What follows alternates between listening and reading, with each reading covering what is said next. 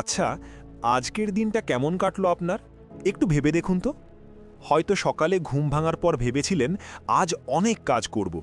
কিন্তু তারপর বিছানায় শুয়ে শুয়েই হাতে ফোনটা নিলেন।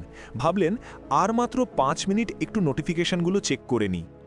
সেই 5 মিনিট কখন যে 1 ঘন্টা, তারপর 2 ঘন্টায় বদলে গেল আপনি টেরই পেলেন না। তারপর যখন বিছানা ছেড়ে উঠলেন তখন আর কাজ করার ইচ্ছাটাই নেই। মনের ভেতর একটা অদ্ভুত ক্লান্তি, একটা অপরাধ বোধ। মনে হচ্ছে ধুর, আজকের দিনটাও নষ্ট হলো। কাল থেকে পাক্কা শুরু করব। কিন্তু সত্যিটা হলো সেই কাল আর আসে না। আপনার এই গল্পটা শুধু আপনার একার নয়, আমাদের সবার। আমরা জানি আমাদের কি করতে হবে, আমরা জানি আমাদের স্বপ্নগুলো কি। তবুও অদৃশ্য এক শক্তি যেন আমাদের হাত পা বেঁধে রেখেছে, আমাদের স্বপ্নগুলোর গলা টিপে ধরছে। এই অদৃশ্য শক্তিটার নামই হলো অলসতা।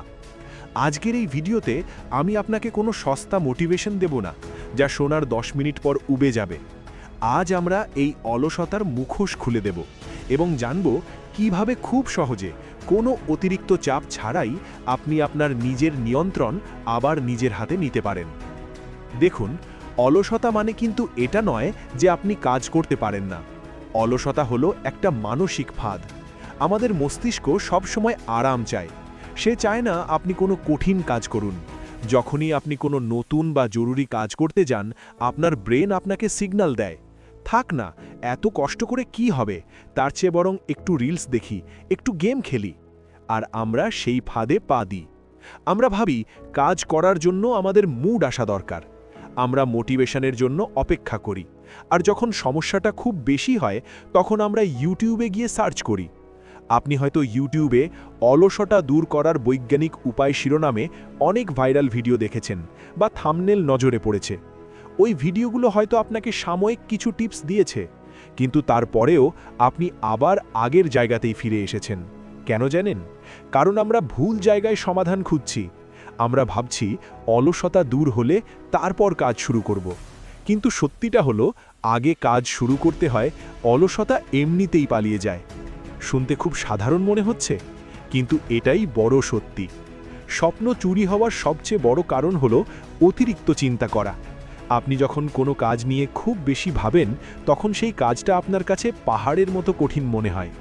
তাহলে সমাধান কি? সমাধান হলো মাত্র 5 মিনিটের সূত্র।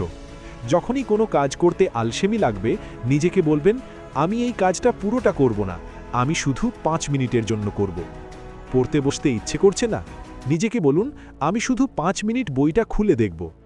ব্যায়াম করতে ইচ্ছে করছে না? বলুন, আমি শুধু 5 মিনিট হাঁটব। মজার ব্যাপার হলো, একবার যখন আপনি শুরু করে দেবেন, তখন দেখবেন সেই 5 মিনিট কখন 20 মিনিট বা 1 ঘন্টায় গড়িয়ে গেছে। কারণ সবচেয়ে কঠিন কাজ হলো শুরু করা। রকেট যেমন মাটি ছাড়তে সবচেয়ে বেশি জ্বালানি পোড়ায়, আমাদের মস্তিষ্ক কাজ শুরু করতে সবচেয়ে বেশি বাধা দেয়। একবার শুরু হয়ে গেলে বাকিটা সহজ। আর একটা বিষয় মনে রাখবেন, আপনার স্বপ্নগুলো আপনার কাছে আমানত। ভেবে দেখুন তো, আজ থেকে 5 বছর পর আপনি নিজেকে কোথায় দেখতে চান? সেই মানুষটা কি আজকের এই অলস মানুষটার উপর খুশি হবে, নাকি আফসোস করবে?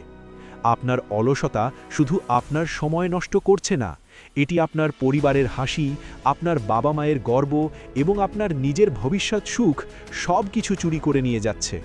তাই নিজেকে মাফ করুন। যা সময় নষ্ট হয়েছে তা নিয়ে ভেবে লাভ নেই। এই মুহূর্তটা আপনার। এখন থেকেই শুরু করুন। ফোনটা রেখে দিন। যে কাজটা আপনি সবচেয়ে বেশি এড়িয়ে চলছেন, ঠিক সেটাই এখন একটু ছুঁয়ে দেখুন। জীবনটা খুব ছোট। অলসতাকে জয় করতে কোনো জাদুর কাঠি লাগে না, লাগে শুধু একটা ছোট্ট পদক্ষেপ। আর সেই পদক্ষেপটা নেওয়ার সময় এখনই। এতক্ষণ যে কথাগুলো বললাম, এগুলো যদি আপনার হৃদয়ের কোনো কোণে সামান্যতম নাড়া দিয়ে থাকে, তাহলে বুঝবেন আপনার ভেতরে এখনও স্বপ্নগুলো বেঁচে আছে। সেগুলোকে মরতে দেবেন না। ভিডিওটি যদি আপনার জীবনে কোনো উপকারে আসে, তাহলে লাইক দিয়ে পাশে থাকবেন। আর এমন সব জীবন বদলে যাওয়া কথা শুনতে এবং নিজেকে নতুন করে গড়তে আমাদের চ্যানেলটি সাবস্ক্রাইব করে বেল আইকনটি বাজিয়ে দিন। চ্যানেলটার নামটা মনে রাখবেন, এক মুঠো শিক্ষা। দেখা হচ্ছে পরের ভিডিওতে নতুন কোনো স্বপ্নের কথা নিয়ে। ভালো থাকবেন।